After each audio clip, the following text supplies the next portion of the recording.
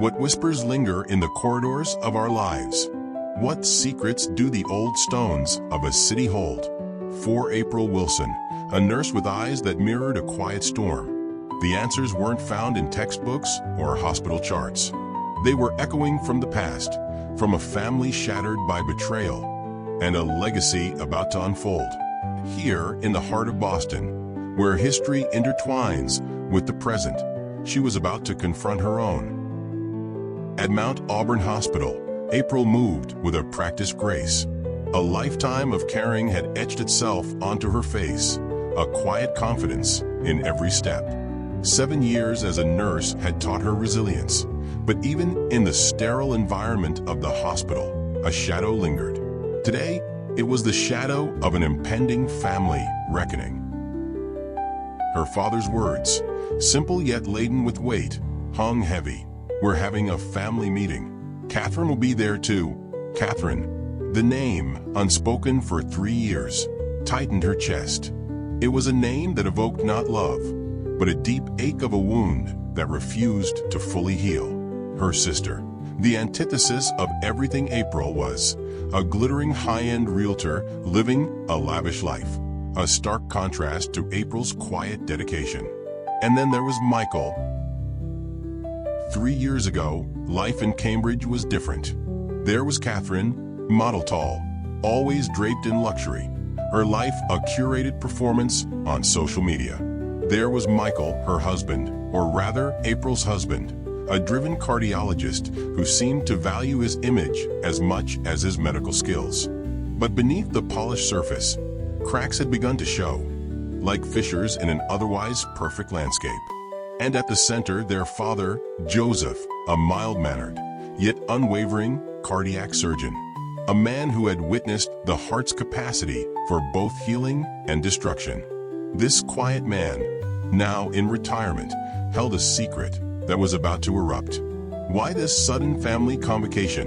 And why now? In the fading light of another day, memories swirled like the autumn leaves.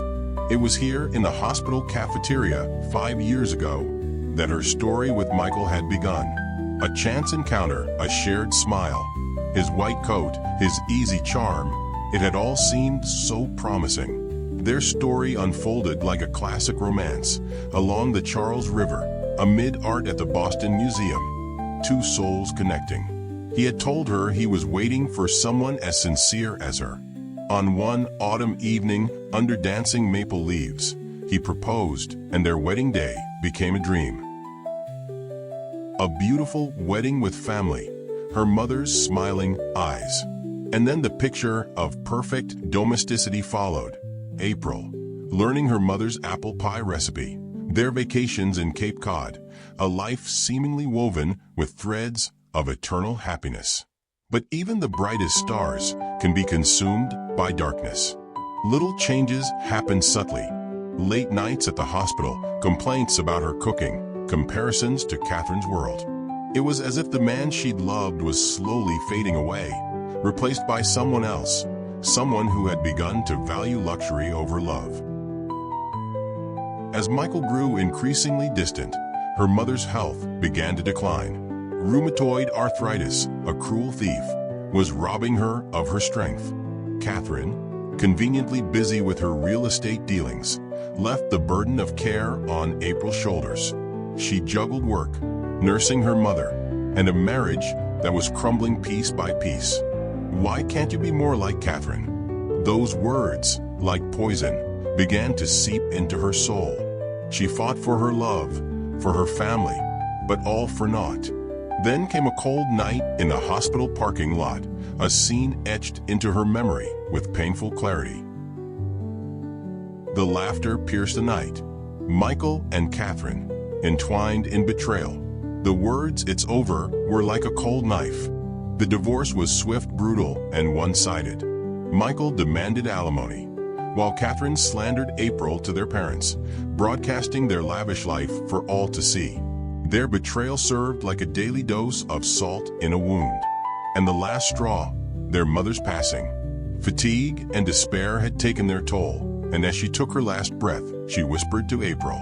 In those final moments, Her mother's eyes held an apology, a silent plea for April's forgiveness, a sense of broken promise.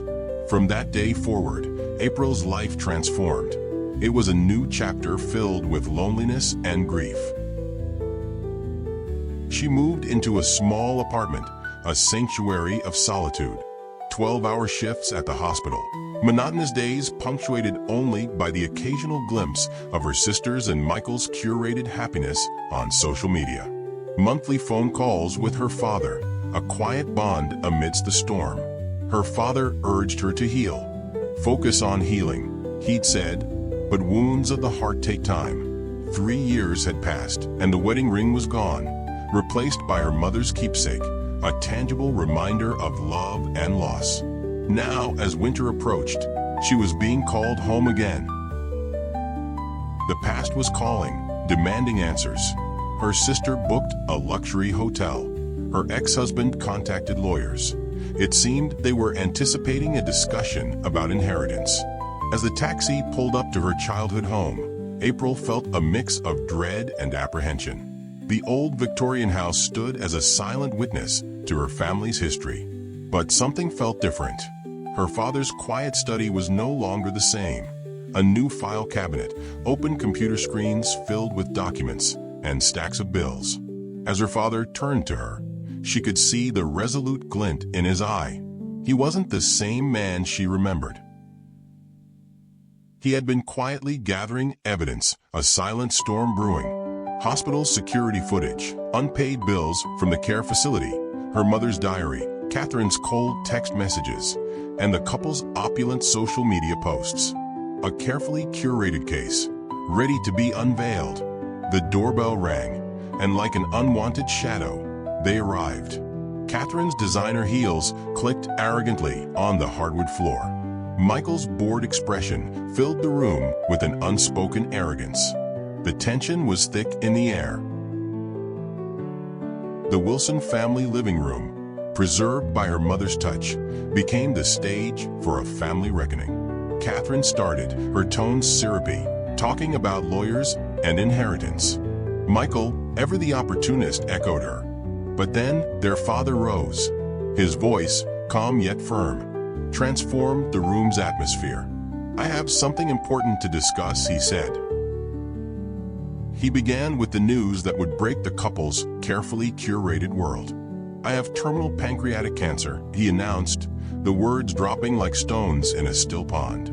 The expressions of shock and calculation were mirrored on their faces. Catherine tried to play her part, offering help, but her words rang hollow. Michael, his medical mind instantly understanding the gravity of the condition, tried to regain control, but their father was unyielding. "That won't be necessary," he said, and he began to unveil the truth that had been hidden for far too long. The truth was laid out on the table meticulously and precisely.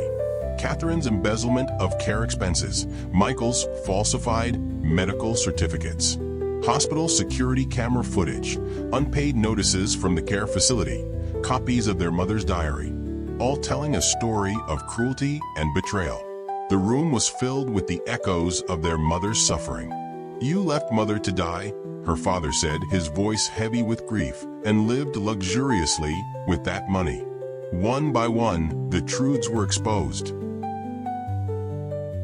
The bills from the care facility, the evidence of her mother's neglect, the bank account records revealing Catherine's luxurious purchases, Michael's falsified medical certificates, a betrayal of his oath.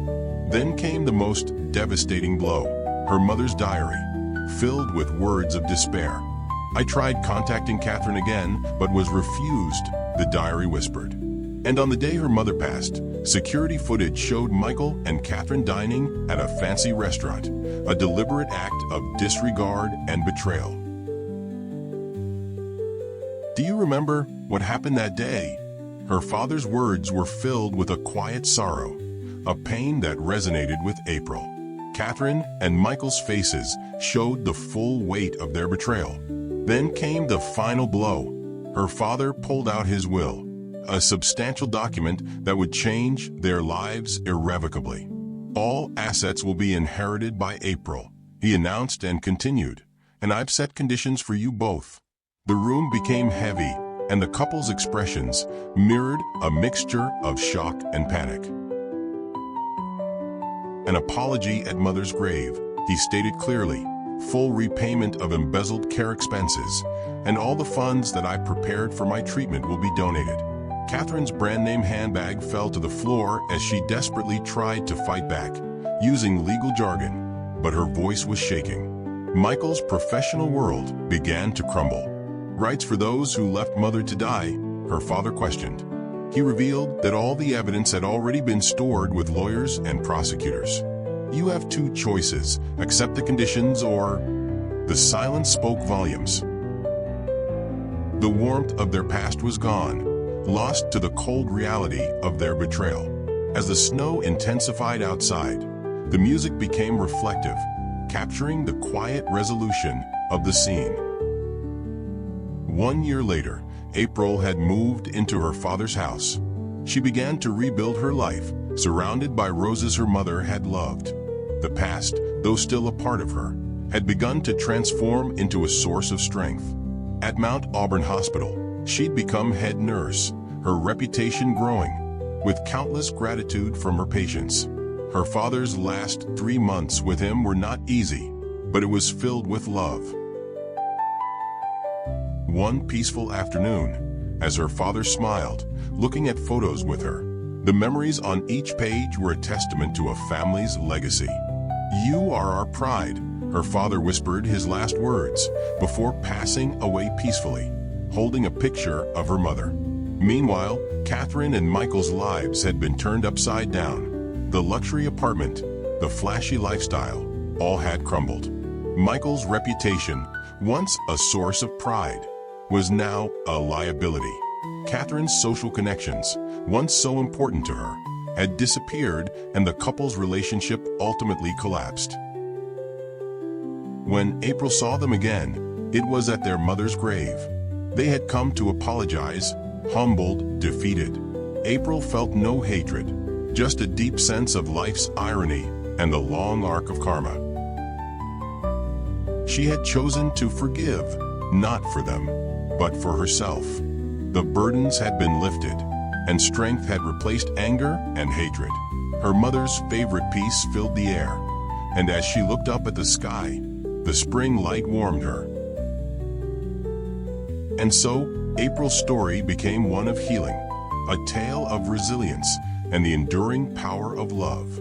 A quiet testimony, a whispered echo from the heart of Boston.